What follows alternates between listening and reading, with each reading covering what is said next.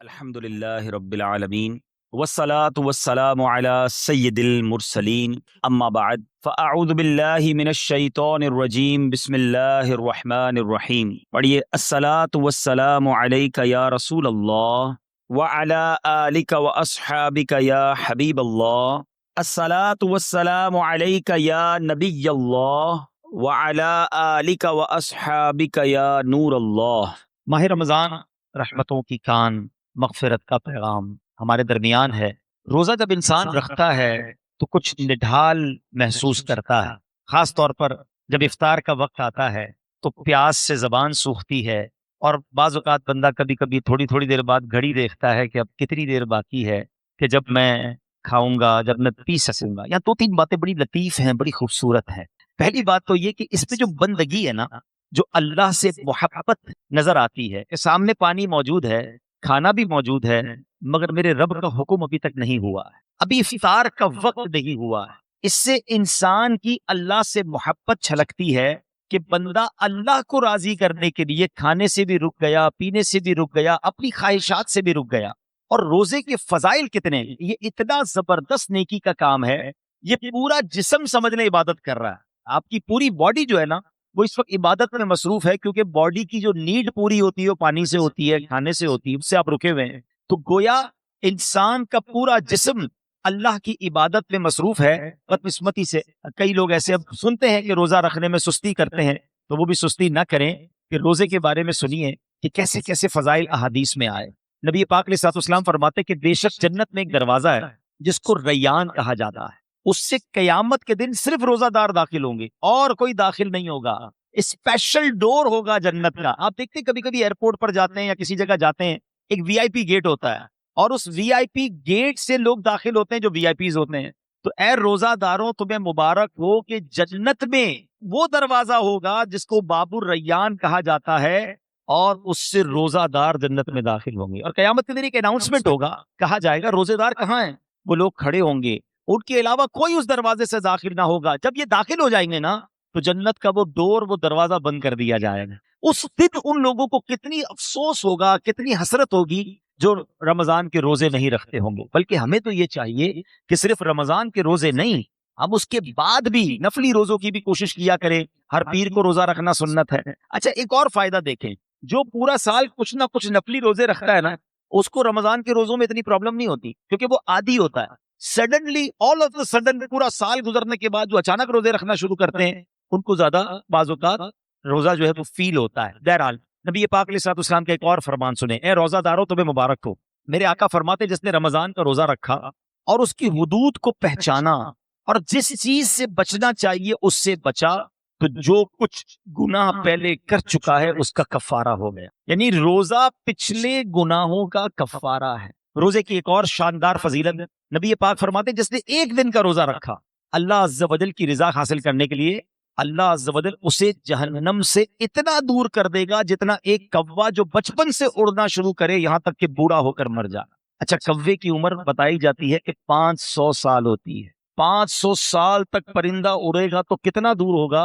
اللہ ایک روزہ رکھنے والے کو جہنم سے اتنا دور کر دے گا۔ مبارک ہو ان کو جو پورا مہینہ روزہ رکھتے ہیں اور ماشاءاللہ نفلی روزے بھی رکھتے ہیں۔ ایک اور خوبصورت بات، میرے آقا علیہ الصلوۃ والسلام فرماتے ہیں ہر شے کے لیے زکوٰۃ ہے، اور جسم کی زکوٰۃ روزہ ہے، اور روزہ آدھا صبر ہے۔ اللہ اکبر! یعنی آپ کی باڈی کی زکوٰۃ ادا ہو رہی ہے کہ جب آپ رمضان میں روزے رکھ رہے ہیں۔ ماشاءاللہ، تو ہمیں روزے کی پابندی کرنی چاہیے۔ ایک اور حدیث سن لے، پھر میں انشاءاللہ روزے کے کچھ احکام بیان کرتا ہوں، اور یہ بڑی کمال کی حدیث ہے۔ نبی پاک علیہ الصلوۃ والسلام نے فرمایا کہ قیامت والے دن روزہ داروں کے لیے ایک سونے کا دسترخوان رکھا جائے گا جس سے وہ کھائیں گے، حالانکہ لوگ حساب کتاب کے منتظر ہوں گے۔ اب ذرا سوچئے، آج بھوک لگ رہی ہے، پیاس لگ رہی ہے، کھانے سے رکے ہو نا، اس دن جب لوگوں کو حساب کتاب دینا ہوگا، قیامت کے دن لوگ حساب کتاب دے رہے ہوں گے، مگر جو روزہ دار ہوں گے ان کو قیامت کے دن جنتی دسترخوان لگا کر وہاں کھانا کھلایا جا رہا ہو۔ اس کا مطلب کیا ہوا؟ ادھر بھوکے رہ جاؤ، ادھر نعمتیں ملیں گی۔ اگر ادھر کھانا ہے، ادھر روزہ نہیں رکھنا ہے، تو ادھر کی محرومی ہے۔ اب آپ کی مرضی ہے، چوز کیا کرنا ہے، سلیکٹ کیا کرنا ہے۔ اچھا، روزے کی بہت ساری خوبصورتیوں میں ایک اور بڑی کمال کی خوبصورتی کیا ہے کہ بندے کا جو اللہ پر ایمان ہے نا اس کا لیول بہت ہائی ہو جاتا ہے. اب ذرا غور کریں, دنیا میں کروڑوں لوگ روزہ رکھ رہے ہیں, ٹھیک ہے, آپ کے ساتھ بھی ایسا ہوا ہوگا, آپ گھر میں اکیلے ہوں گے, پانی سامنے موجود ہے, فریج کے اندر فروٹ بھی کٹا ہوا ہے, کوئی ایک مسلمان ایسا ہے جو اکیلے میں چھپ کر پانی پی لیتا ہو, کوئی ایک فروٹ کھا لیتا ہو, کوئی نہیں دیکھ رہا نا, چلو کوئی بات نہیں. وجہ واٹ از دا ریزن؟ یہاں تک کہ ہم جب وضو کر رہے ہوتے ہیں ہم اس وقت بھی احتیاط کر رہے ہوتے ہیں کہ کلی زور سے نہ ہو جائے, کہیں حلق کے نیچے پانی نہ چلا جائے. ناک میں پانی چڑھاتے وقت بھی احتیاط کرتے ہیں کہ ناک کی ہڈی سے اوپر چلا گیا تو روزہ ٹوٹ جائے گا. یہ کیوں؟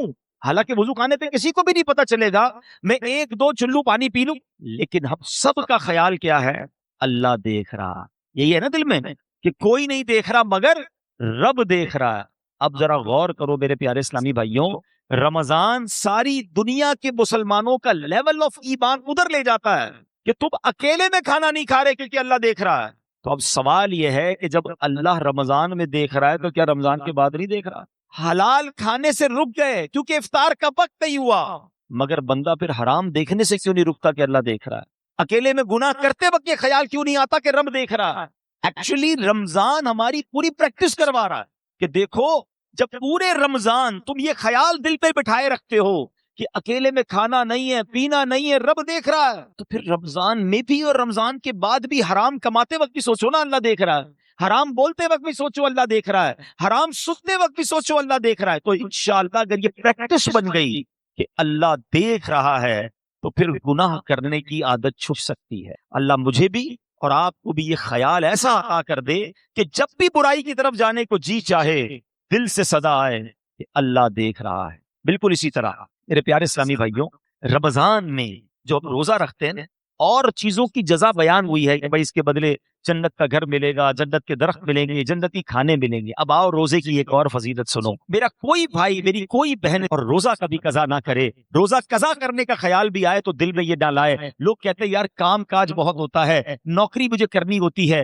دیکھو کام کم کر دینا, کاروبار کم کر دینا, تھوڑے پیسے کم کما لینا, مگر روزہ مت چھوڑنا. کیونکہ اب جو میں فضیلت بتانے جا رہا ہوں نا, میں نے اب تک کسی اور عمل کی یہ فضیلت نہیں پڑھی ہے. کیونکہ نبی پاک علیہ الصلوۃ والسلام فرماتے ہیں کہ اللہ فرماتا ہے, یعنی یہ حدیث قدسی بھی ہے, اللہ فرماتا ہے فَإِنَّهُ لِي وَأَنَا أَجْزِي بِهِ. اللہ فرماتا ہے روزہ میرے لیے ہے اور اس کی جزا میں خود دوں گا. باقی چیزوں کی جزا رب فرشتوں کے ذریعے عطا فرماتا ہے, مگر روزہ دار کے لیے رب نے فرمایا اس کی جزا میں خود عطا فرماؤں گا. بلکہ علماء اس کو ایک اور انداز سے بھی پڑھتے ہیں, انا اجزا بھی. اس کے معنی یہ ہو گئے کہ روزہ میرے لیے ہے اور اس کی جزا میں خود ہوں. یعنی رب فرما رہا ہے میں اس کا ہو جاتا ہوں. تو اے روزہ دارو, جس کا رب ہو جائے تو اس کے کام کیوں نہ بن جائیں, اس کی مشکلیں آسان کیوں نہ ہو جائیں. اور ایک اور میں شریعت کی لاجک بتا دیتا ہوں. بہت سارے کاموں میں نوجوان کہتے ہیں کہ جناب ادھر جو ہے بہت دل چاہتا ہے کہ بڑے بڑے میرے گھر ہوں, بڑی بڑی گاڑیاں ہوں, چاہے اس کے لیے حرام کمانا پڑے. دیکھو حرام کما کر اچھے گھروں کے لیے پیسے حرام مت کمانا, ادھر چھوٹے گھر میں صبر کر لو, اللہ نے تمہارے لیے جنتی گھر تیار کر رکھے ہیں. کچھ لوگ ادھر شراب پیتے ہیں, اللہ کو ناراض کرتے ہیں, دیکھو ادھر شراب نہ پینا, صبر کر لو, اللہ نے جنتیوں کے لیے جنتی شراب تیار کر رکھی ہے. مردوں کو زیور پہننے سے منع کیا کہ دیکھو یہاں زیور مت پہننا, سونا چاندی مرد کو پہننا الاؤ نہیں ہے, مگر جنت میں مردوں کو سونے کے زیورات عطا کیے جائیں گے. ادھر حرام عورتوں کی طرف, ناجائز عورتوں کے پاس جانا جو حرام ہے ان کے قریب مت جانا. جی تو چاہتا ہے, شیطان تو بلاتا ہے, مگر حرام کاری سے بچ جاؤ. اللہ نے جنت میں جنتیوں کے لیے حوریں تیار کر رکھی ہیں. اگر آپ اس لاجک سے دیکھیں نا, جس چیز سے شریعت نے ہمیں یہاں روکا ہے, جس کا دل بھی چاہتا ہے, شریعت نے یہاں سمجھا دیا کچھ سال رک جاؤ, جنت نہ ختم ہونے والی ہے. اللہ نے آلٹرنیٹ شاندار وہاں تیار کر رکھا ہے. یہاں بڑے گھر دیکھ کر اپنے گھر پہ مایوس نہ ہو جاؤ, صبر کی زندگی گزارو. اللہ نے بڑے بڑے محل جنتیوں کے لیے تیار کیے ہیں. تمہارے پاس اگر یہاں گاڑی نہیں ہے, مایوس نہ ہونا, حرام کی طرف مت جانا. جنتیوں کے لیے اللہ نے جنتی سواریاں تیار کی ہیں. یہاں اگر مہنگے اور اچھے کھانے نہیں کھا سکتے, پیسے تھوڑے ہیں, حرام کی طرف مت جانا, صبر کر لینا. اللہ نے جنتیوں کے لیے جنتی دسترخوان لگائے ہوئے ہیں, جنتی مشروب موجود ہیں. ارے انسان جو تمنا کرے گا اللہ اس قسم کا کھانا اس کے سامنے عطا فرما دے گا. تو جب وہ نعمتیں موجود ہیں تو کچھ صبر کے ساتھ, کچھ قناعت کے ساتھ، اللہ کی رضا کے ساتھ اور حلال روزی کے ساتھ زندگی گزار لیں، انشاءاللہ دنیا بھی بہتر ہوگی اور آخرت بھی بہتر ہو جائے گی۔ اب میں چاہوں گا کہ بیان میں کچھ روزے کے اہم مسائل بھی ہم سن لیں۔ بعض اوقات کچھ روزہ داروں کو کنفیوژن ہوتی ہے۔ سب سے پہلے تو یہ سمجھ لیں کہ افطار اور سحری کا ٹائم جو بھی آخری ٹائم ہے، جو کراچی میں ہے یا باہر مجھے سن رہے ہیں، ہمیشہ یاد رکھیں اذان کا انتظار نہیں کرنا۔ اذان نماز کے لیے ہوتی ہے، سحری بند کرنے کے لیے نہیں ہوتی ہے، ٹھیک ہے نا؟ ہو سکتا ہے مؤذن صاحب 5 منٹ لیٹ ہو جائیں، کبھی ان کی جناب اچھا کچھ لوگ کہتے ہیں اذان ہوگی تو روزہ بند کریں گے، اور اگر آپ کے علاقے میں لائٹ ہی چلی گئی اور مائک ہی بند ہو گیا مسجد کا، پھر کیا کریں گے؟ روزہ بند نہیں کریں گے۔ تو اذان جو ہے وہ روزہ بند کرنے کے لیے، افطار کے لیے نہیں ہوتی، وہ نماز کے لیے ہوتی ہے۔ روزے کا تعلق ٹائمنگ سے ہے۔ وقت سحر یعنی فجر کا وقت شروع ہوا، جیسے ہی شروع ہوا اب آپ کھا پی نہیں سکتے۔ 1 سیکنڈ بھی آپ نے زیادہ کھا لیا تو اب پورا دن آپ بے شک بھوکے رہیں، روزہ نہیں ہوگا، آپ کا روزہ شروع ہی نہیں ہوا۔ تو بیسٹ طریقہ کیا ہے؟ اپنی گھڑی کا ٹائم سیٹ رکھیں۔ اب تو موبائل فون آ گئے ہیں، جو انٹرنیٹ والے موبائل ہوتے ہیں اس میں بھی موبائل ٹائم بڑا پرفیکٹ پتہ چل رہا ہوتا ہے۔ 5 منٹ پہلے، کوئی لازم تھوڑی ہے کہ آخری منٹ تک کھانا پینا ہے، 5 منٹ پہلے آپ کھانا پینا بند کر دیں۔ ٹوتھ پیسٹ وغیرہ کرنا ہے تو بھی کر لیں، اور اپنے تمام معاملات سے فارغ ہو جائیں، درود پاک پڑھیں، تاکہ آپ فرض روزہ ہے نا اگلے 15 گھنٹے بھوکا رہنے کے لیے تیار ہیں، تو 5 منٹ زیادہ بھوکا رہ جائے نا بھائی، 5 منٹ 10 منٹ پہلے فارغ ہو جائے سحری سے۔ بالکل اسی طرح افطار میں بھی آپ نے کرنا یہ ہے کہ افطار میں آپ نے گھڑی دیکھ کر افطار کرنا ہے، ٹائم دیکھ کر افطار کرنا ہے۔ 1-8 منٹ اوپر ہو جائے خیر ہے، پہلے افطار نہ ہو جائے۔ بعض اوقات ہوتا ہے لوگوں کی گھڑی ٹائم پہ نہیں ہوتی، 5 منٹ پہلے افطار کر لیتے ہیں۔ آپ کو پتا ہونا چاہیے کہ ٹائم ہوا کہ نہیں۔ اور بالکل اسی طرح اذان مغرب کی نماز کے لیے ہوتی ہے، افطار کے لیے نہیں ہوتی۔ اس میں بعض اوقات 2 گڑبڑ ہو جاتی ہیں۔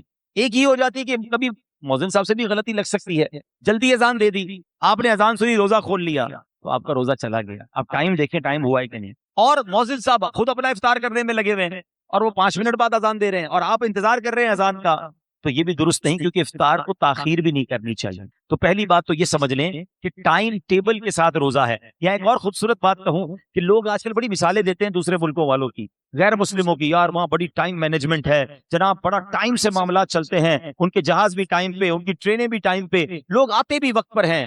مجھے بتاؤ پوری دنیا میں ایک مذہب بتا دو کہ جو اتنا ٹائم مینجمنٹ کا درس دیتا ہو۔ ارے ہماری تو ساری عبادتیں ٹائم کے ساتھ ہیں، وقت سے 1 منٹ پہلے آپ کو سحری بند کرنی ہے تو روزہ ہوگا، وقت گزرنے کے بعد 1 منٹ اوپر چلا گیا روزہ ہی شروع نہیں ہوگا۔ افطار گھڑی کے مطابق کرنا ہے، بالکل ساری دنیا کے مسلمان ٹائم پہ افطار کرتے ہیں۔ ہماری ساری اذانیں، مسجد کا ٹائم ٹیبل دیکھیں، آپ کی ٹرین لیٹ ہو سکتی ہے، جہاز لیٹ ہو سکتا ہے، ہم نے دیکھا سردی ہو، گرمی ہو، بارش ہو، آندھی ہو، طوفان ہو، دنیا بھر کی مسجدوں میں وقت پہ اذان ہوتی ہے، وقت پہ جماعت ہوتی ہے، لاکھوں مسجدوں میں۔ کیسی شاندار ٹائم مینجمنٹ ہے، اسلام کی کتنی عبادتیں ٹائم کے ساتھ ہیں۔ ارے جناب ہم حج پہ جائیں تو کب عرفات میں رہنا ہے، کب عرفات سے نکلنا ہے، کب پہلے نہیں نکلنا ہے، کب مزدلفہ پہنچنا ہے، کب مینا پہنچنا ہے، کون سے دن طواف زیارت کے ہیں، each and everything going with time. اسلام جتنا ٹائم مینجمنٹ سکھاتا ہے نا، اتنا دنیا کا کوئی مذہب نہیں سکھاتا۔ ہاں یہ ضرور کہہ سکتے ہیں کہ ٹائم مینجمنٹ اسلام میں ضرور ہے، مسلمان اس سے سیکھتے نہیں ہیں، تو ہمیں دوسروں کی مثالیں دینے کی کیا ضرورت ہے؟ ہمارا دین ہمیں شاندار ٹائم مینجمنٹ سکھاتا ہے۔ اچھا انجیکشن، روزے میں اگر کسی کو خون دینا ہے، جب آپ خون دیں گے تو آپ کا وضو ٹوٹے گا، لیکن اگر آپ انجیکشن لگواتے ہیں اس سے روزہ نہیں ٹوٹے گا، ٹھیک ہے؟ کان میں اگر کوئی ڈراپ ڈالتا ہے، اگر اس کا کان کا پردہ پھٹا ہوا نہیں ہے تو بھی اس سے روزہ نہیں ٹوٹے گا۔ ہاں آنکھ میں اگر کوئی ڈراپ ڈالتا ہے تو اس سے علماء فرماتے ہیں روزہ ٹوٹ جائے گا۔ تو ہمیں روزے کے بارے میں یہ معلومات بھی ہونی چاہیے۔ بعض اوقات لوگ جو ہے احتیاط نہیں کرتے، اور وہ احتیاط نہ کرنے کی وجہ سے ان کا روزہ ٹوٹ جاتا ہے۔ جب یہ فرض ہے تو اس کے احکام سیکھنا بھی ضروری ہے، اس کی احتیاطیں سیکھنا بھی ضروری ہے۔ تو بہرحال میرے پیارے اسلامی بھائیوں، افطار کے وقت ایک اور کام کرنے والا ہے جو نارملی ہمارے یہاں نہیں ہوتا، کیونکہ روزانہ افطار کے وقت 10 لاکھ گناہ گار جہنم سے آزاد کیے جاتے ہیں۔ روزانہ یہ اتنا مبارک مہینہ ہے، اس میں روزانہ افطار کے وقت 10 لاکھ گناہ گار آزاد جہنم سے کیے جاتے ہیں۔ اور جب جمعرات کی رات آتی ہے اور جمعے کا دن آتا ہے تو فرمایا ہر لمحے 10 لاکھ گناہ گار جہنم سے آزاد کیے جاتے ہیں۔ اب آپ سوچیں کہ افطار کے وقت ہماری کیا کیفیت ہونی چاہیے۔ ہمارے گھروں میں تو ایک ہنگامہ مچا ہوتا ہے، شربت کدھر ہے تو پکوڑے کدھر ہیں تو فلاں چیز نہیں آئی۔ ان آئٹموں کے چکر میں پڑنے کی بجائے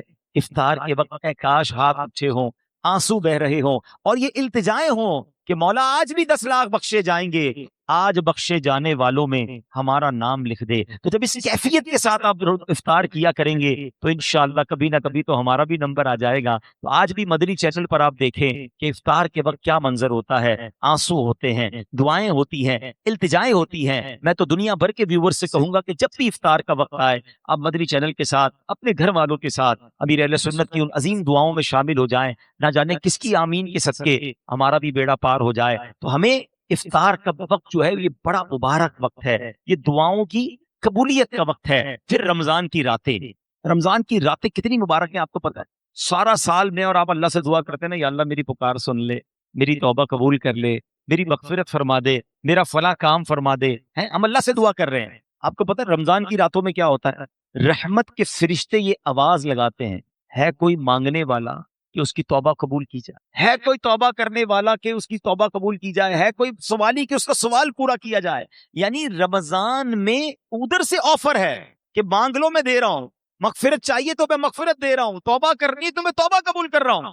مگر آپ دیکھیں کہ آج ہماری راتیں کہاں خرچ ہو رہی ہیں. بہت بڑی تعداد پہ لوگ کھانے پینے، گھومنے پھرنے، کرکٹ میچز، پتہ نہیں کیا کیا کر رہے ہیں رمضان میں. ارے اللہ کے بندو، یہ راتیں عبادت کی ہیں، یہ راتیں دعائیں کی ہیں، یہ مانگنے کی ساری زندگی پڑی ہے کھانے پینے کی.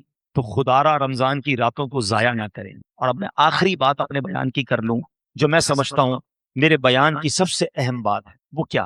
یہ اب تک تو میں نے رمضان میں عبادت نیکیاں کرنے کے بارے میں بات کی نا، یہ تو چلے تھوڑی بہت لوگ کر ہی رہے ہیں یا کرتے ہیں، مگر رمضان میں گناہ نہیں کرنا ہے، اس کی طرف توجہ کم لوگوں کی ہے.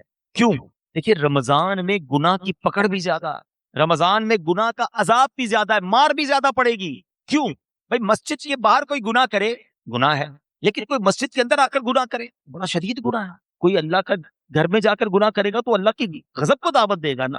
مکہ شریف میں جا کر کوئی ایک نیکی کرے حدود حرم میں تو ایک نیکی 1,00,000 نیکی کے برابر، مگر وہاں کوئی گناہ کرے 1,00,000 گناہ کے برابر. اس کی وجہ کیا ہے؟ اتنے مقدس جگہ پر آئے ہو جہاں ساری دنیا عبادت کر رہی، تم ادھر بھی گناہ کر رہے ہو. بالکل اسی طرح رمضان بڑا مقدس مہینہ ہے، جو رمضان میں گناہ کرے گا، حدیث میں یہ مضمون ملتا ہے کہ جو ایک گناہ رمضان میں کرے اس کے 1 سال کے اعمال برباد کر دیے جائیں گے. ہمارے ہاتھ میں موبائل ہوتا ہے، موبائل کھولا پتہ نہیں کیا دیکھ رہے ہیں، کیا سن رہے ہیں. خدارا اپنی زبان پر، اپنی آنکھوں پر، اپنے کانوں پر ہمیں قابو رکھنا ہے. یہ صرف کھانے پینے سے رکنے کا نام روزہ نہیں ہے. آنکھوں کا روزہ یہ بندہ حرام نہ دیکھے، زبان کا روزہ یہ بندہ حرام نہ بولے، پیٹ کا روزہ یہ بندہ حرام نہ کھائے. ادھر جناب بھوکے پیاسے تو ہیں، باقی سارے گناہ ہو رہے ہیں.